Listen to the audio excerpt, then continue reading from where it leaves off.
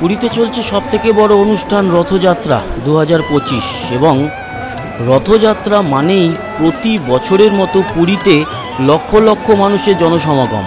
বন্ধুরা, আজ সকাল থেকে আমরা দুখানা পর্বে আপনাদের দেখিয়েছি। সকাল থেকে পাহুন্ডির মাধ্যমে 3 দেবদেবীকে রথে অধিষ্ঠিত করা, তারপরে ছেঁড়া পোহরার মাধ্যমে দ্বিতীয় পর্বে দেখিয়েছি গজপতি মহারাজ মানে যিনি পুরীর রাজা, তিনি এসে তার যে আনুষঙ্গিক কাজকর্ম রয়েছে সেগুলো মানে সোনার ঝাঁটা দিয়ে ঝাড় দেওয়া এই সমস্ত করলেন। তারপর ছিল রথের দড়িতে টান পড়ার সময়। সেই শেষ পর্ব নিয়ে চলে এলাম। তবে সন্ধে গড়িয়ে গেল রথের দড়িতে টান পড়তে পড়তে। জানি রাখি, এই যে রথটি দেখতে পাচ্ছেন সবুজ এবং মেরুন কালারের, এটির নাম হচ্ছে তালধ্বজ। এটি কিন্তু বলভদ্রদেবের রথ। এতে আছে 14টি চাকা এবং আগেই বলেছি প্রতিটি রথ 206খানা কাঠ দিয়ে তৈরি হয়। এটি হচ্ছে দেবদলন বা দর্পদলন। এতে আছে 12টি চাকা এবং এটি সুভদ্রা দেবীর রথ, যেটি লাল এবং কালো দেখতে পাচ্ছেন। এটি 42 ফুট। অন্যটি 43 ফুট, যেটি বলভদ্রদেবের এবং সব থেকে উচ্চ রথ হচ্ছে বা উচ্চতম রথ এই 3টে রথের মধ্যে, তা হচ্ছে জগন্নাথ দেবের, যেটি দেখতে পাচ্ছেন লাল হলুদ রথ। তার নাম হচ্ছে নন্দীঘোষ, যাতে 16খানা চাকা, 4টি ঘোড়া এবং 4টি ঘোড়ার রং সাদা। অন্যদিকে এই লাল কালো যে রথ, তাতেও 4টি ঘোড়া সুভদ্রা দেবীকে দেখতে পাচ্ছেন। সেই সুভদ্রা দেবীর রথের যে 4টে ঘোড়া তার রং বাদামি, আর বলভদ্র দেবের রথের কিন্তু যে 4টি ঘোড়া তার রং কালো। দেখতে পাচ্ছেন রথের চাকা গড়িয়ে গেছে, বেশ খানিকটা এগিয়ে গেছে। তালধ্বজ মানে বলভদ্র দেবের রথ, আর তারপরে দেখতে পাচ্ছেন যে সুভদ্রা দেবীর রথ কিন্তু একেবারে মানুষের মধ্যে থেকে এগিয়ে চলেছে। মাঝখানে থাকে সুভদ্রা দেবীর রথ। সবার প্রথমে যায় বলভদ্র দেবের এবং সবার পিছনে মহাপ্রভু জগন্নাথ দেবের রথ। আজ কিন্তু সারা রাত এই রথের দড়িতে টান পড়তে থাকবে। আস্তে আস্তে করে এগোতে থাকে রথ, কারণ খুব সন্তর্পণে এবং সাবধানে নিয়ে যেতে হয়। দেখুন, এই যে বলভদ্র দেবের রথ অনেকটা কিন্তু এগিয়ে গেছে। মধ্যবর্তী স্থানে রয়েছে সুভদ্রা দেবীর রথ। পিছনে পুরীর মন্দির দেখতে পাচ্ছেন। আপনাদের জানিয়ে রাখি, এই যে রথযাত্রা শুরু হলো, এই রথযাত্রার সূত্রপাত কিন্তু বলা যেতে পারে স্নানযাত্রা থেকে। ঠিক গত যে পূর্ণিমা গেছে, মানে আজ অমাবস্যা, দিন 15 আগে, সেই দিন হয়েছিল স্নানযাত্রা। আর স্নানযাত্রার পর 3 দেবদেবীর জ্বর আসে, তাই তারা অনবসরে চলে যান এবং সেখানে ওনারা কিন্তু গর্ভগৃহে থাকেন না এই 15 দিন। এই 15 দিন কোনো ভক্ত মহাপ্রভুর দর্শন করতে পারেন না এবং এই সময় ভোগ রান্নাও বন্ধ থাকে। দৈতাপতিরা পাচন বানান, পাচন বানিয়ে এই 3 দেবদেবীকে দেওয়া হয়। তারপর এই 15 দিন বাদে সুস্থ হন এবং জনসমক্ষে দেখা দিতে রাজপথে ওনারা রথে অধিষ্ঠিত হয়ে যান গুন্ডিচা মন্দিরে। অনেকে বলেন যে মাসির বাড়ি, এই কথাটি ভুল। আসলে পুরীর জগন্নাথ দেব তার নিয়ম অনুযায়ী এই যে ওনারা যান, সেটা গুন্ডিচা মন্দির। আর গুন্ডিচা দেবী হচ্ছে রাজা ইন্দ্রদ্যুম্ন, যিনি এই জগন্নাথ দেবের মন্দির তৈরি করেছিলেন। সেই ইন্দ্রদ্যুম্নের স্ত্রী মানে রানীমা। সেখানে পৌঁছাতে পৌঁছাতে আজ প্রায় সারা রাত, ভোরের দিকে পৌঁছে কাল সারাদিন রথেই অধিষ্ঠান করবেন 3 দেবদেবী।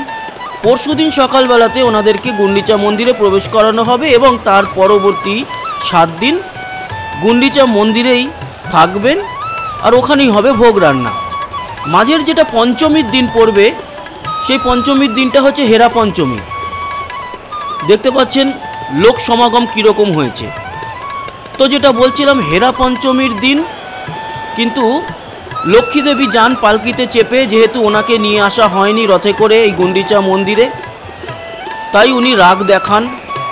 লক্ষ্মী দেবীর যে পালকি বাহক তারা রথের কাঠ ভাঙেন, একটি নিয়ম আছে সেটি। তারপর রাগ করে চলে যান আবার মন্দিরে। এর পরবর্তী সময় 7 দিন বাদে আসে আমরা যাকে বাঙালিরা উল্টো রথ বলে থাকি, আসলে সেটা হচ্ছে বহুরা যাত্রা। বহুরা যাত্রাতে গুন্ডিচা মন্দির থেকে ওনারা আবার ফিরে আসেন পুরীর মন্দিরে। এবং বহুরা যাত্রা মানে আপনারা যেটা বা আমরা যেটা উল্টো রথ বলি, সেই বহুরা যাত্রাতেও কিন্তু একই রকমভাবে পাহুন্ডি, একই রকমভাবে ছেঁড়া পোড়া এই সমস্ত অনুষ্ঠান হয়। এবং ফেরার পথে একটি হসপিটাল মোড় বলে জায়গা আছে, এই যে 3 কিলোমিটার রাস্তা মানে পুরীর মন্দির থেকে গুন্ডিচা মন্দির পর্যন্ত, তার মধ্যবর্তী স্থানে রথ থামে। আসলে সেখানে হচ্ছে মহাপ্রভু জগন্নাথ দেবের মাসির বাড়ি। সেখানে তাকে পিঠে দেওয়া হয়। পিঠে খেয়ে তারপরে আবারও রথ এগোতে থাকে এবং মন্দির প্রাঙ্গণের এসে দাঁড়ায়। সেখান থেকে ওনাদের কিন্তু গর্ভগৃহে বা মন্দিরে প্রবেশ করানো হয় না। তারপরেও 3 দিন রথেই ওনারা থাকেন এবং পরপর 3 দিনে 3টি অনুষ্ঠান আছে। সেই অনুষ্ঠানগুলো হচ্ছে বহুরা যাত্রার পরের দিন মানে যেদিন উল্টো রথের মাধ্যমে ফিরে এলেন, তারপর দিন সোনাবেশ। সোনাবেশে রাজকোষ থেকে সমস্ত সোনার গয়না বের করে 3 দেবদেবীকে পরানো হয়। তারপরের দিন থেকে অধরাপনা, একটা পানা তৈরি হয়, আমরা যেরকম বেলের পানা বলি না, শরবত টাইপের, সেরকম তৈরি হয়। সেই পানা তৈরি করা হয় হচ্ছে গিয়ে যাদের আত্মা শান্তি পায়নি, এই পানা কিন্তু কেউ পান করে না। অনেকে হয়তো সেই যখন ফেলে দেওয়া হয় বা ধাক্কা মেরে এগুলোকে নষ্ট করা হয়, তখন রথ থেকে চুয়ে চুয়ে পরে অনেকে নিয়ে যান। কেন নিয়ে যান? সাধারণত এই পানা তো পান করে না কেউ। আসলে অনেকের বাড়িতে অনেক বৃদ্ধা আছেন যাদেরকে এই অধরপনা পান করায় এবং মনে করা হয় সেই অধরপনা পান করলে সে মুক্তি পাবে। আর যারা মুক্তি পায়নি, যেই আত্মা, সেই আত্মার উদ্দেশ্যে অধরপনা তৈরি করা হয়। এর পরের দিন থাকে নীলাদ্রি বীজে বা অনেকে বলে নীলাদ্রি ভেজো। এটা ভাষাগত পার্থক্য থাকতে পারে, কিন্তু নীলাদ্রি বীজেই সম্ভবত আমরা শুনে এসেছি এত বছর ধরে। আমি রথের এই যে রিচুয়ালসগুলো নিয়ে কাজ করছি। তো নীলাদ্রি বীজের দিন 3 মহাপ্রভুকে, মাফ করবেন, মহাপ্রভু জগন্নাথ দেব, বলভদ্র দেব এবং সুভদ্রা দেবীকে পুরীর মন্দিরে প্রবেশ করানো হবে। কিন্তু সেখানেও অনেক নিয়ম। কেন? তার কারণ লক্ষ্মী দেবী দরজা বন্ধ করে দেন, ঢুকতে দেবেন না, যেহেতু ওনাকে না নিয়ে এই রথযাত্রায় চলে গেছিলেন জগন্নাথ দেব। লক্ষ্মী দেবীর মান ভাঙানো হয় রসগোল্লার হাড়ি দিয়ে। রসগোল্লার হাড়ি যখন পায় লক্ষ্মী দেবীর সেবায়েতরা, তারপর লক্ষ্মী দেবী অনুমতি দেয়। তারপর যখন দরজা খুলে দেওয়া হয়, তখন এই যে 3 দেবদেবী, তাদের যে দৈতাপতি এবং তাদের যে বাহকরা রয়েছেন, তারা আবার পাহুন্ডির মাধ্যমে হৈ হৈ করতে করতে এই 3 দেবদেবীকে গর্ভগৃহে নিয়ে যান। এই হচ্ছে পুরো গিয়ে অনুষ্ঠান পর্ব প্রায় চলবে 13 দিনের কাছাকাছি। আর যদি আপনারা স্নানযাত্রা থেকে অনবসর ধরেন তাহলে তো 1 মাস, প্রায় 1-2 দিন কম। তো এই ছিল আজকের রথযাত্রার প্রথম দিন। আজকে সকাল থেকে পুরীর মন্দিরের আশেপাশে ভিড়। সমুদ্রের ধারে গতকাল প্রচুর মানুষ কাটিয়েছেন হোটেলের ঘর ছাড়া। কেউ একটা চাদর গায়ে দিয়ে সমুদ্রের পাড়ে কাটিয়েছেন। কেন?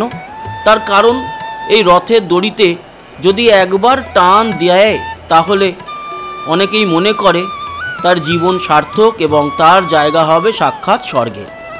শুধু তাই নয়, এই যে রথের চাকা গড়াচ্ছে বা জগন্নাথ দেবের চাকা গড়াবে, সেই চাকার যে দাগ তৈরি হবে রাস্তায়, সেই দাগে যে ধুলো থাকে, সেই ধুলো পর্যন্ত অনেকে একটি কাগজে মুড়ে নিয়ে যান সাথে, সেটাও নাকি পবিত্র। এবং অনেকেই রথ শেষ হলে সেই রথের কাঠ যে নিলামে ওঠে তা কেনে, অনেকে চাকা নিলামে কিনে তাদের বাড়িতে নিয়ে যায়। এমনকি রথের এই কাপড় পর্যন্ত সাধারণ মানুষের সামনে নিলামে তোলা হয়, তারা উচ্চ দরে কেনে এবং একে খুব পবিত্র মনে করে। দেখতে পাচ্ছেন বলভদ্র দেব, দেখতে পাচ্ছেন জগন্নাথ দেব এবং জগন্নাথ দেবের রথের দড়িতেও টান পড়ছে।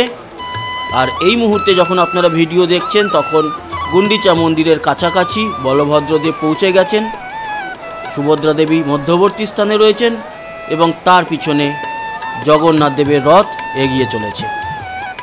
তো আজ এই সারা দিনের আপডেট এই ভিডিওর মাধ্যমে আমরা দিয়েছি, প্রথম পর্ব, দ্বিতীয় পর্ব আর এটা ছিল শেষ পর্ব। তো এই রথযাত্রা কেমন লাগলো জানাতে ভুলবেন না। সবাইয়ের উপরে মহাপ্রভু জগন্নাথ দেবের আশীর্বাদ বর্ষিত হোক। জয় জগন্নাথ, জয় জগন্নাথ, জয় জগন্নাথ।